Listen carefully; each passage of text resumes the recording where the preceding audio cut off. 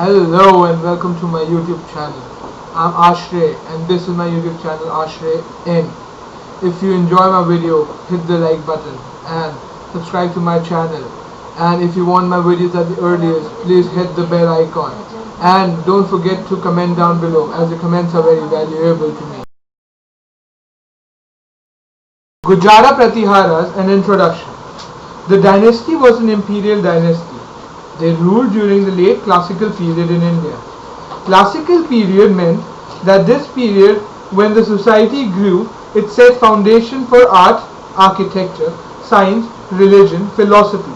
This period lasted from about 320 to 550 CE in India. They almost ruled the entire North India from the mid-8th century to the 11th century. They first ruled Ujjain and later at Kannauj.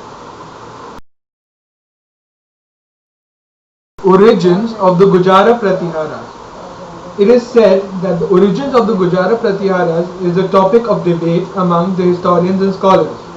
This clan used the name Pratiharas. They gave themselves a self-designation. The name Gujara was given to them by their neighbors. Only a single ruler by the name of Matha Ananda Deva gave himself the title of Gujara Pratihara. According to a school of thought, Gujara was the name of a territory that was originally ruled by the Pratiharas, and slowly and gradually the people of this area came to be known by the name of this territory. There is another opposing theory regarding the origins, and this was the Gujara was the name of the tribe from which the Pratiharas were just a clan.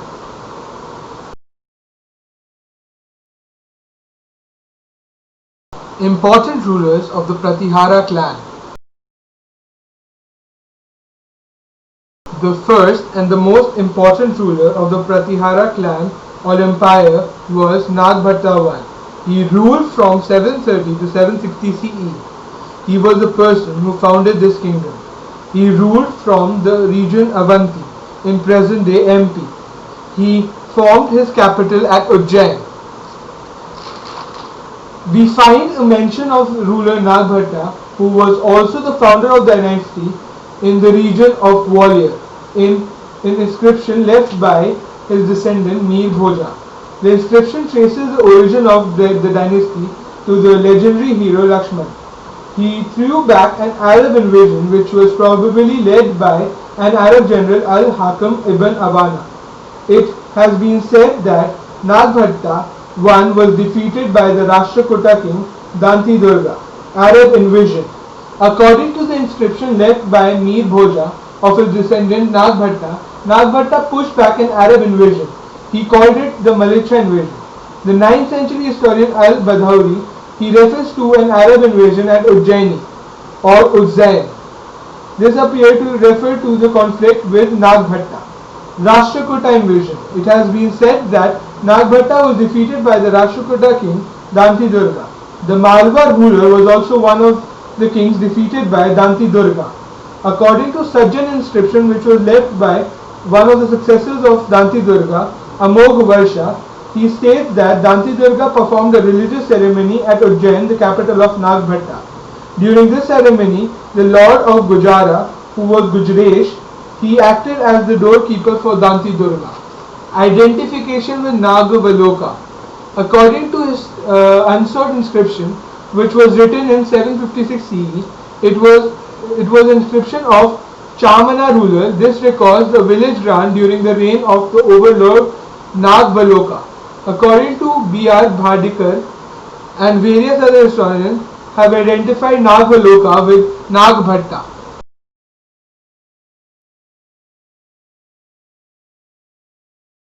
The second most important ruler was Nagbhatta II. He acceded the throne in 805 to 833 AD. He acceded the throne after his father Vatsraj.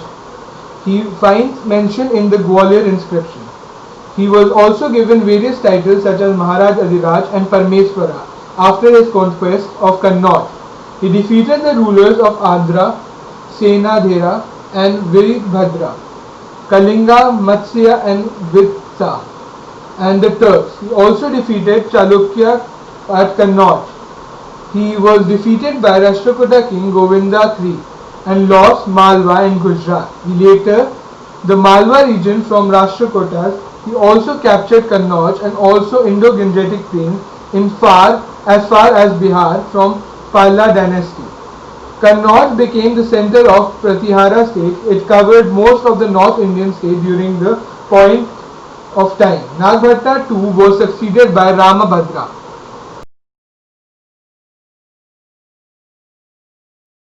The third major ruler of the Pratihara dynasty was Mir Bhoja. He was also known as Bhoja I.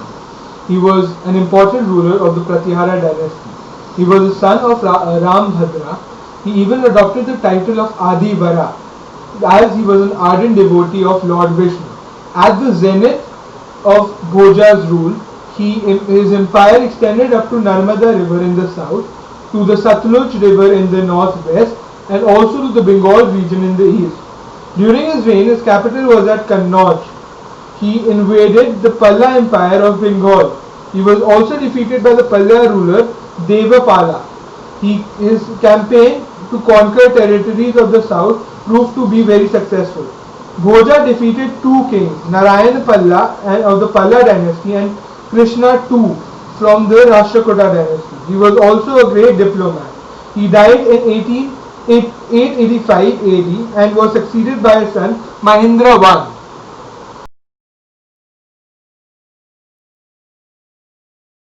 The fourth major ruler is Mahendrapala I.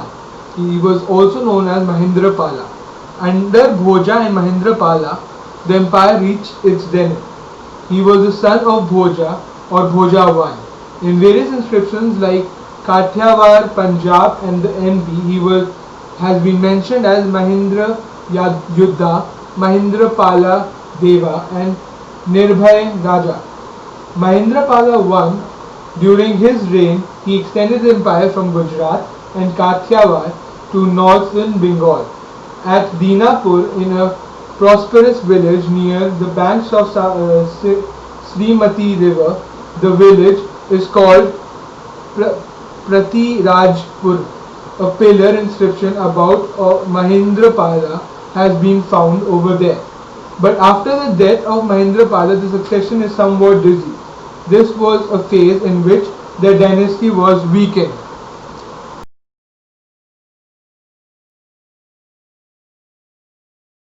Administration under the Gujara Pratihara. The king of the Gujara Pratiharas occupied a very high position in the state. They also enjoyed enormous powers. The king of this dynasty adopted very big titles such as Parmeshwara and Maharaj Adhiraja. The Samantas were appointed by the king and they used to help the kings in military expeditions like wars.